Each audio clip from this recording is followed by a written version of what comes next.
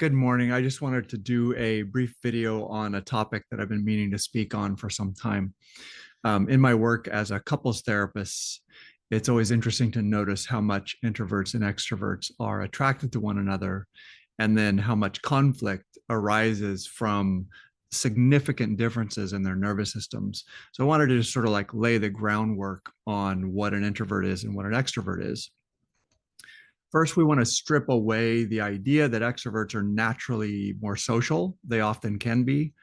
And we want to strip away the idea that introverts are shy or socially avoidant. They certainly can be, or they often become based on their nervous system. But if we were really to break it down to the physiology, an introvert is someone who has a nervous system that triggers at a lower level of stimulation. It That nervous system attributes more emotional, psychological charge to that experience, and that experience or that charge is held much, much longer than an extrovert. So, conversely, an extrovert has a nervous system that doesn't trigger until a higher level of stimulation, and it drops the emotional charge of that stimulation much faster.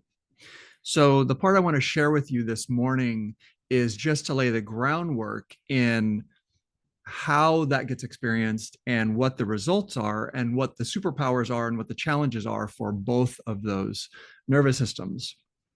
Because introverts are a not a majority, we already know what the accusations are, that introverts can't handle stress and that introverts turn inward a lot and can be avoidant, et cetera, et cetera. But generally, an introvert, because their nervous system triggers at a lower level of stimulus and holds a charge longer, that means that they're going to absorb an enormous amount of data from their environment. And that's why introverts need to go away and they need to digest that data, because it's not going to just go away. It doesn't just dump. So introverts can become, they can look shy or they can look avoidant, and sometimes they are shy, because no matter how much they enjoy people's interactions, if you put them in a social situation with tons of interactions with different people, noise, stereos, music, et cetera, there's going to come a point at which they are just glutted with data that they haven't really processed or made sense of, and they need to go away and they need to ramp down their nervous system and make sense of that. That naturally turns them inward. Now, here is their superpower. There is nobody on the face of the planet who can recognize subtle long-term patterns in behavior or systems like an introvert.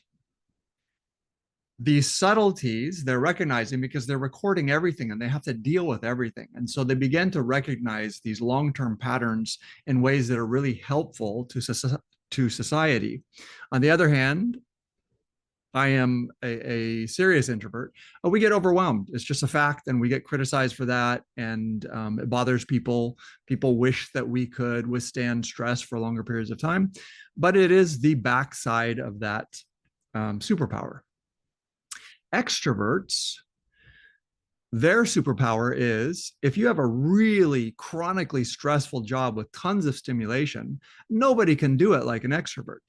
They are capable of dumping in the moment, dumping that charge and dumping that charge and dumping that charge and continuing to deal with that. In fact, even they'll even start having fun with it. And introverts and others look at them and go like, I don't get it. And we will criticize ourselves. Why am I not like that? And we have been set up by society to think, oh, well, we should work towards that. Well, certainly you should increase your resiliency, but always remember that the very thing that feels like a weakness to you is your superpower, your ability to record enormous amounts of data and to recognize subtle long-term patterns that are important to society.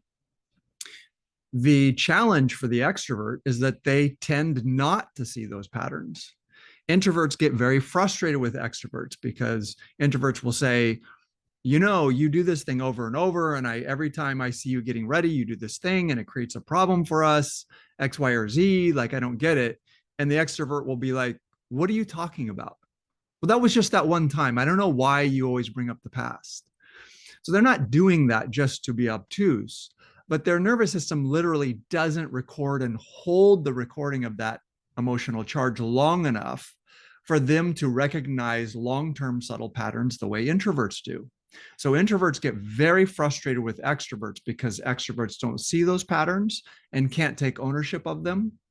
And extroverts get very frustrated with introverts because introverts just can't handle the amount of raw data coming in. And at some point, introverts are just like, I'm out. Even if it's a positive experience, I'm out because this is just overwhelming. So that's just the foundation. There's a lot more that I want to say about that. I've spent lots of time thinking about it, but I wanted to leave that with you this morning. Thanks and have a great day. Good morning, everybody. This is introversion and extroversion part 2. So we started with the basic physiological fact that extroverts' nervous systems do not trigger at as low of a stimulus and they don't hold the charge as long, which means that they're really good at dealing with stressful situations over and over. In fact, they start having fun with it. So they're great at that.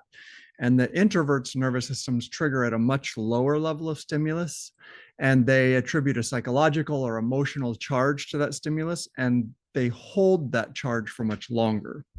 This results in a couple of things. Number one, introverts get overwhelmed easily, and you will see them turn inward to deal with that overwhelm, and they need to process all of that data in order to sort of make sense of it and to move on. But number two, introverts are really, really incredible at recognizing long-term, subtle or not so subtle patterns in human behavior or in systems in ways that are really, really helpful to their job, to society, to the human race. So we're going to go a little bit more into the experiences of introverts and extroverts and how that stuff goes sideways here in part 2. Extroverts get traumatized the same as introverts. They're a little bit more resilient to stress, but if you treat them really badly in childhood, they get traumatized, they dissociate, they can have depression, PTSD, the same as anyone. However, extroverts tend towards, if they have a narcissistic wound, they tend towards overt narcissism and detachment, since their superpower is their ability to sort of like not really register anything and not really deal with things that they don't feel deeply. If you push them into a really wounded state, they have a tendency towards overt narcissism, the ability to dump anything, a lack of empathy for others, and they are able to be happy, at least on the surface of things, and they're able to function in society, but they have a real problem with disregarding other people's thoughts, feelings, acting like things really don't matter, and getting upset that you expect them to matter. So extroverts, when you see extroverts use self-medicate with alcohol or drugs, they are actually fairly difficult to treat because the resiliency of their nervous system, they often use and really, really enjoy it. And their body and their physiology is capable of dealing with the abuse of the drugs. So they can do a lot more than the kind of people who shut down the party. It's a lot harder for them to stop because they actually do use because it's just fun and they really like it. They might use because they're traumatized, but they also use because it's really fun. And physically, they're capable of withstanding the abuse, the physical abuse of the drug or alcohol. And so they have a really hard time abstaining. They're a lot harder to treat when they come in with addictions. Introverts, when they are abused or when things go sideways, become more along the spectrum of covert narcissism. They're very wounded. They know they're very wounded. They are all about themselves, but they're all about themselves because they're constantly making everything about how overwhelmed they are and how anxious they are and how depressed they are, and all of these things happen to them. And they're the victim of all of these things. So they may not come across with that sort of arrogant, self-interested narcissism that we're used to calling narcissism, but they're extremely self-interested in the sense that they're making everything about themselves because they're lost to the overwhelm of their own experience and to the trauma. When they come through with addictions, they're easier to treat because their nervous system, their body can't handle the amount of abuse, and they really are doing it just for temporary relief from anxiety and feeling miserable, and then they go right back to feeling miserable. And so they tend to be a bit more motivated. If you teach them to meditate and to begin to regulate their nervous system, they will generally take it and run, because most of it was not fun anyway. So that's where things go clinically a little bit.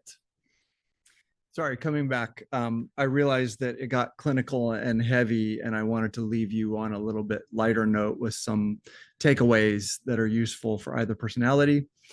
Extroverts, when healthy, want to remain cognizant of the fact that they have a tendency to be more resilient, that they're going to tend to be dismissive of other people. They're going to tend not to understand, so they want to work on empathy and understanding that they're blessed with a nervous system that's really capable of taking on an enormous amount of stress. And that's a superpower, and they should love and appreciate themselves for that, but also understand that they were just blessed at birth with that kind of nervous system. Introverts really want to value their ability to recognize patterns, but also want to be aware that it is our job to manage that overwhelm and not to expect society to set boundaries for us, or necessarily even to understand, because people don't always understand, and full-blown extroverts certainly don't understand what your limits are. And so introverts, you want to appreciate your superpower and understand that it's really appreciated by extroverts. Extroverts love talking to introverts, and they love that depth and that intimacy that an introvert can create in a relationship. But it is our responsibility to build in exit plans to social situations.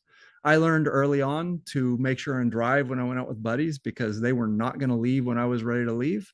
And I either had to impose on them and be like, I need to go now, or I had to fight through a couple excruciating hours while they continued to stay at the club and do whatever they wanted to do. So introverts need to build in an exit for themselves. They need to understand that their boundaries are not going to be the same. They should not expect them to be the same, and to know that you are protecting something of real value, and that you need to learn how to regulate for you, not to take what is in American culture. We have highly aggrandized the extreme extroverted personality. People remark how Americans are always smiling and loud. It's actually culturally imposed for a lot of people. A lot of people fight to put out that persona and that energy, but there are many of us who are just faking it because the culture has valued that and aggrandized that and projected that as the ideal leader, when in fact it often isn't. It can be, but it often isn't. So introverts, you need to really, really mind your own boundaries. Do not expect other people to understand or inherently respect your boundaries. That's your job to protect yourself. And if you do, you will find that you have so much to offer that people will really, even if they don't understand, they will really come to respect what it is you offer, and to at some point maybe listen to you and understand why you set the limits that you do. So that's my message for today.